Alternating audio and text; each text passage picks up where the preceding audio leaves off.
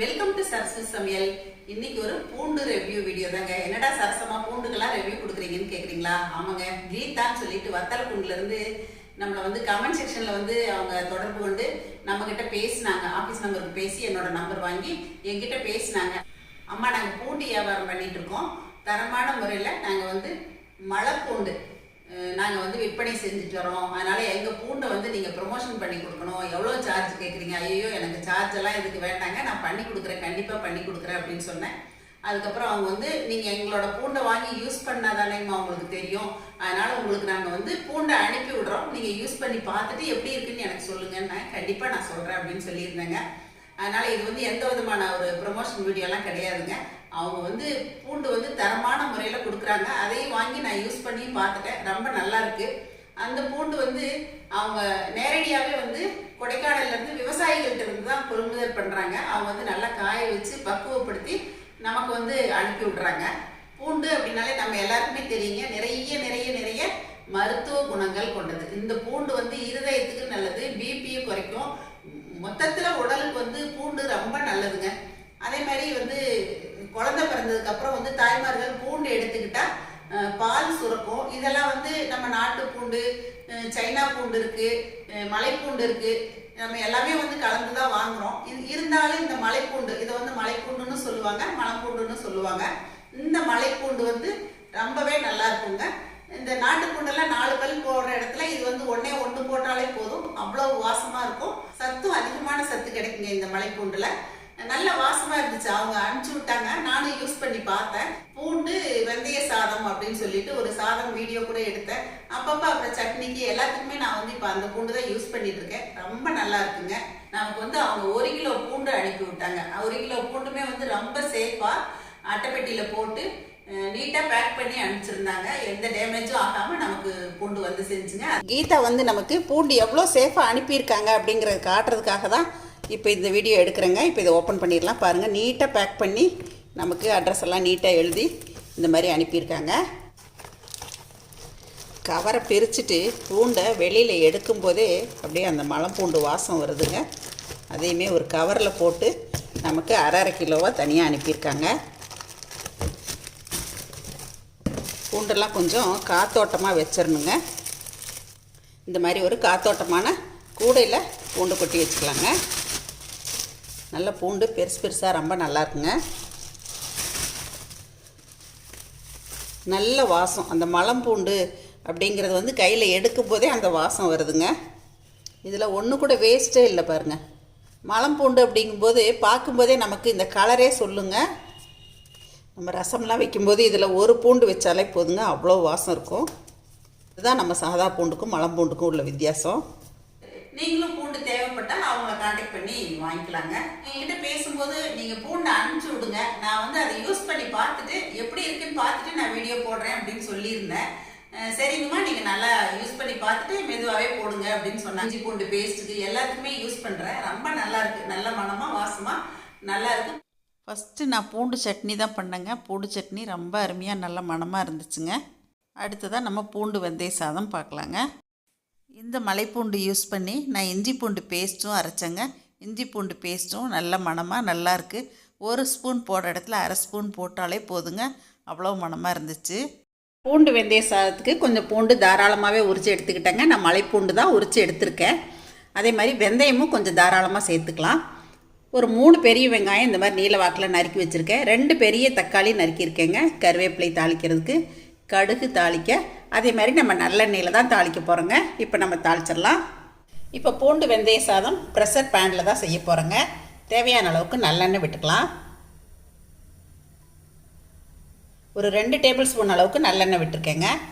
கடுகு உளுத்தம்பருப்பு சேர்த்துக்கலாம். இப்போது கடுகு வெடிக்கும் போதே இந்த வெந்தயம் சேர்த்துடலாங்க. கொஞ்சம் சீரகம் சேர்த்துக்கலாம். கொஞ்சம் மிளகு சேர்த்துக்கலாங்க. காஞ்ச மிளகாய் சேர்த்துக்கலாம். இப்போ பாருங்கள், இது எல்லாமே நல்லா செவந்து வந்துருச்சு. உரித்து வச்சுருக்க பூண்டு சேர்த்துடலாம். மலைப்பூண்டு கொஞ்சம் பெருசாக இருக்கிற மாதிரி இருந்தால் நீங்கள் 2ஆக கட் பண்ணி கூட சேர்த்துக்கலாம். இந்த பூண்டு ஓரளவுக்கு வதங்கி வந்ததுக்கப்புறம் தான் வெங்காயம் சேர்க்கணுங்க. நல்ல வாசம் வர்ற வரைக்கும் வதங்கிடணுங்க. இப்போ கருவேப்பிலை சேர்த்துடலாம். நறுக்கி வச்சுருக்க வெங்காயம் சேர்த்துடலாம். இந்த சாதத்துக்கு பூண்டு வெங்காயம் எல்லாமே கொஞ்சம் தாராளமாக சேர்க்கணுங்க. இப்போ நறுக்கி வச்சுருக்க தக்காளி சேர்த்துடலாங்க. 1 ஸ்பூன் மல்லித்தூள் சேர்த்துக்கலாம்.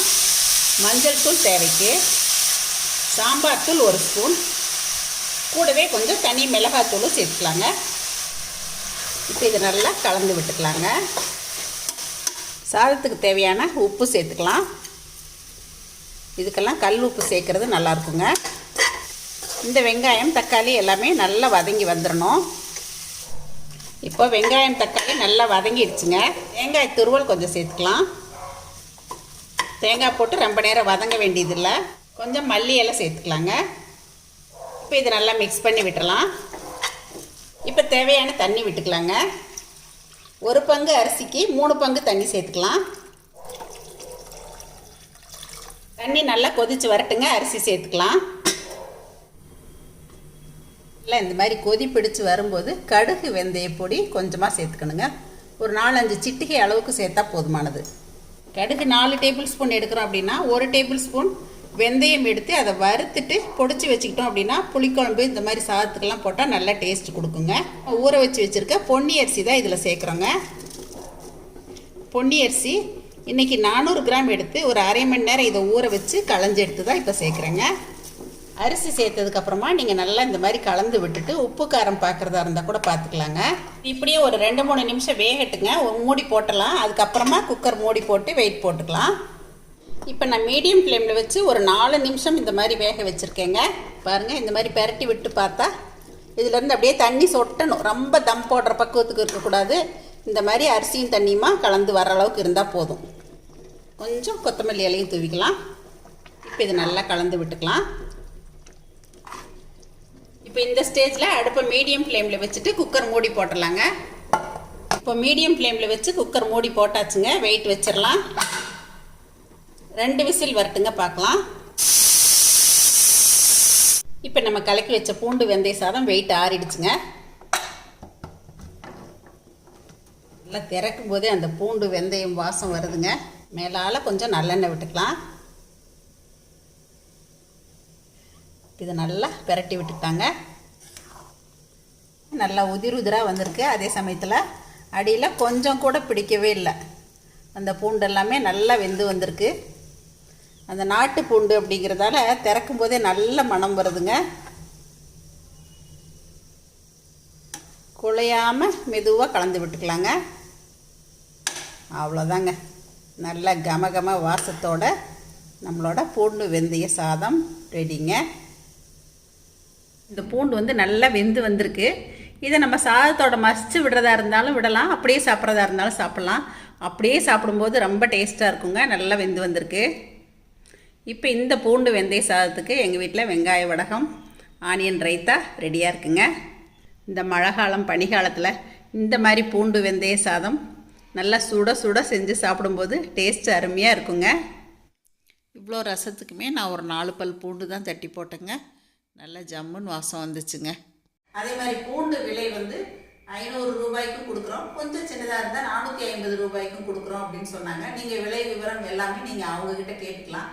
அவங்களோட நம்பர் இப்போ உங்களுக்கு ஸ்க்ரீன்லேயே கொடுத்துறேன், டிஸ்கிரிப்ஷன் பாக்ஸ்லேயும் கொடுக்குறேன். அவங்களோட அட்ரஸுமே நான் உங்களுக்கு ஷேர் பண்ணுறேன். தேவைப்படுறவங்க நீங்கள் அவங்கள காண்டாக்ட் பண்ணி வாங்கிக்கலாங்க. ரொம்ப சேஃபாக அனுப்பிச்சி விட்டு வைப்பாங்க. இந்த வீடியோ உங்களுக்கும் பிடிச்சிருக்குன்னு நினைக்கிறேங்க. எப்பயும் போல் உங்களோட ஃபீட்பேக் சொல்லுங்கள். பிடிச்சிருந்தா லைக் ஷேர் பண்ணுங்கள். மறக்காமல் என்னோட சேனலை சப்ஸ்கிரைப் பண்ணிவிட்டு ஹை பட்டன் கொடுத்துருங்க. தேங்க்யூ. சரசு சமையல் பாருங்கள், சமையல் நல்லா பண்ணுங்கள். சரசஸ் ஃபுட் ப்ராடக்ட்ஸ் பொடி வகைகள் தேவைப்படுறவங்க இங்கே கொடுத்துருக்க வாட்ஸ்அப் நம்பரில் காலை 10 மணி முதல் மாலை 6 மணி வரை எங்களை காண்டாக்ட் பண்ணி வாங்கிக்கலாங்க. தேங்க்யூ.